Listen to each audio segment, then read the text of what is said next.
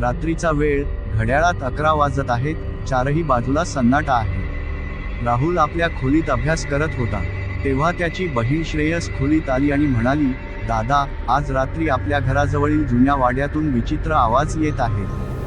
श्रेयसने नाराजीने सांगितले, मी गंमत करत नाही, खरंच काहीतरी विचित्र आहे तिकडे. राहुलने तिच्या गोष्टींना दुर्लक्षित केले आणि पुन्हा आपल्या पुस्तकात गुंतला. काही वेळानंतर त्यालाही खिडकीच्या बाहेरून काही आवाज ऐकू आले.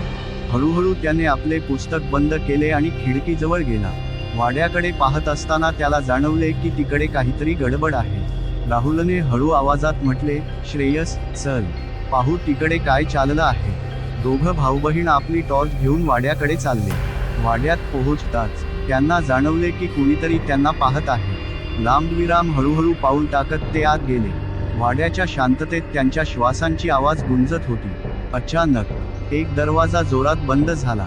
श्रेयस घाबरून राहुलच्या मागे लपली. राहुलने तिला शांत राहण्याचा इशारा केला आणि पुढे गेला. खोलीच्या एका कोपऱ्यात एक वृद्ध माणूस बसला होता. त्याने अचानक डोके वर केले आणि त्यांच्या दिशेने पाहू लागला. राहुलने घाबरून विचारले, आपण कोण? वृद्ध माणूस म्हणाला, मी सोमेश, या वाड्याचा शेवटचा रहिवासी. राहुलने धैर्य एकवटून विचारले, आपण इथे काय करत आहात? लांबविराम. सोमेशने थंड हसून सांगितले, मी इथे एकटा नाही, या वाड्यात आत्म्यांचा वास आहे. श्रेयसने घाबरून विचारले, आत्मे? पण का? सोमेशने आपली कहाणी सांगितली. वर्षांपूर्वी इथे एक कुटुंब राहत होते.